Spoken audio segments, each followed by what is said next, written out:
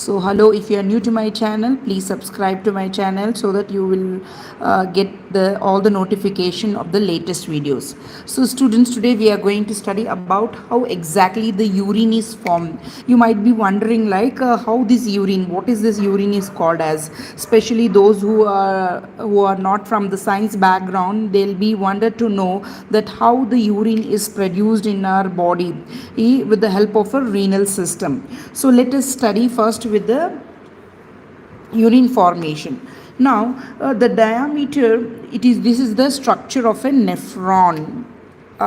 This nephron is located in the kidney, which is usually help in the production of the urine. This is called as the malfigin corpuscles, which is usually help in the formation of urine. What exactly happen is this? In this, it is the formation of urine is mostly contain three steps. First is the selective reabsorption.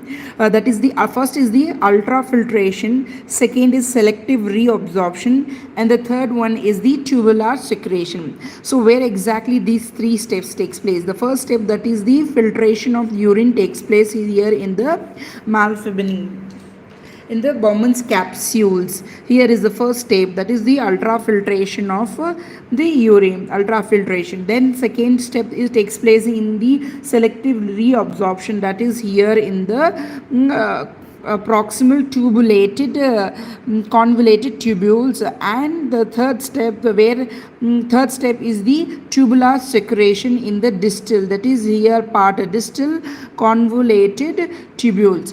Now let us go in little more details about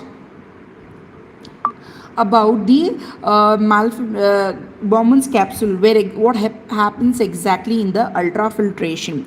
This is called as the Bowman's capsule. It is act like a ultrafilter that is lies close is in contact with the glomerulus. From these blood flowing through the glomerulus capillaries, these are covered with the capillaries, the afferent, which are which are considered as the arteries, and these are the veins from which the blood is sent back again to the other parts of the body. Now, from this cavity, the two thin membrane, that is endothelial layer of capillaries, this help in formation of absorption of the blood and other substances which are coming from the other parts of the body. Now, from this, the filtration takes place. But the process of filtration of the blood is known as exactly ultrafiltration. As a result, almost all the substances that are dissolved in plasma, that is except blood corpuscles, that is urea, glucose, amino acids, and some vitamins and inorganic salts and certain proteins are filtered out. That means there are some important substances which cannot be removed, which is needed by the body. So from here they make sure that they ultrafilter and reabsorb those substances which are needed for the body, and only the toxic chemicals which are does not required for the body and should not be retained in the body are removed, such as urea in the form of uric acid. Okay, and the liquid is filtered is known as nephronic filtered or glomerulus filter. This is also known as glomerulus filter.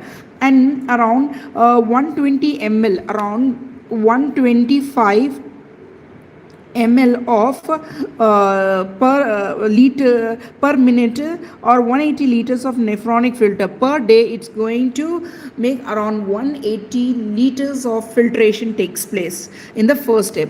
Then the second step is that is the proximal convoluted tubule.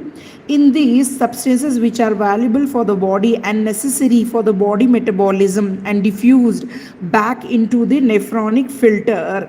The removal from the plasma during ultrafiltration is harmful. Due to this, they have to remove only from the proximal convoluted tubule.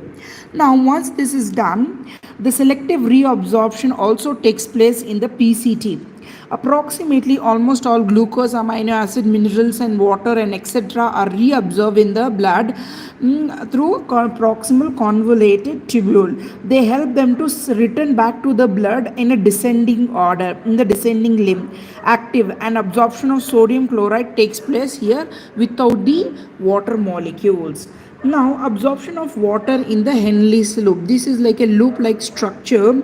Here, the water, the excess of water which is required, are reabsorbed into the body by the osmosis process, and that takes place in the Henle's loop, and it is convoluted tubule. If the blood contain more water, the reabsorption of water is less, then the excreted urine is diluted and it is excreted more.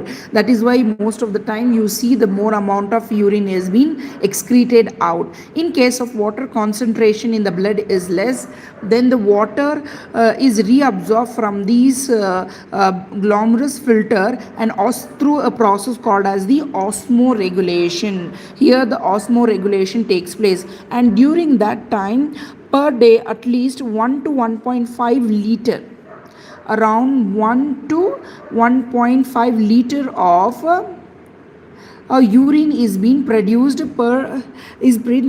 per day.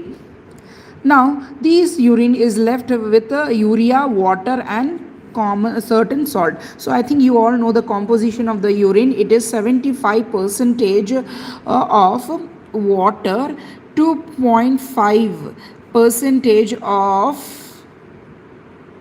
urea, and 2.5 percentage of other substances. I hope you clear this. And then the final stage, that is the tubular secretion, which is taken place here in the DCT, distal convoluted tubules. These are left in the blood capillaries and are excreted into the uniferous tubules by diffusion. Here by the osmoregulation and here by the diffusion process. Here certain creatinine and potassium are also secreted from the blood into the nephronic filters, that is the glomerular filtration. So quickly with a review, let us study about the parts and their functions. Glomerulus filter help in ultrafiltration. Bowman's capsule receive glomerulus filter for the filtration of molecule substances. Then PCT, proximal convoluted tube, reabsorption of water, glucose, amino acids, proteins, and inorganic substances. Then the Henle's loop, it help in the absorption of water and sodium ions. And then here distal convoluted tubule, absorption of remaining chlorine ions, and also secretion of sodium and creatinine and some of the antibiotic and other drugs. They are released into the urine substances. So I hope this is very clear to you. So in this way we can today we have studied about the physiology of excretion, that is how does the urine is formed. Formation of urine takes place where, and kidney is known as the chief excretory organ in the renal system, and in kidney the chief excretory help exactly in the filtration is the nephron, and this is how the nephron looks like. I hope this is very clear to you. So, and in a normal adult, the human body excrete an average of 1 to 1.5 liters, and usually with the help of the color of the urine is due to a presence of a pigment called as urochrome.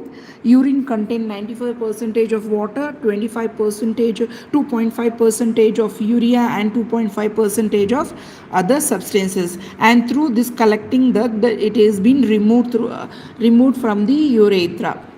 So I hope this was very helpful. Please please watch the video till end so that you will not miss any of the information. Thank you. Thank you for watching, and please keep on supporting like this.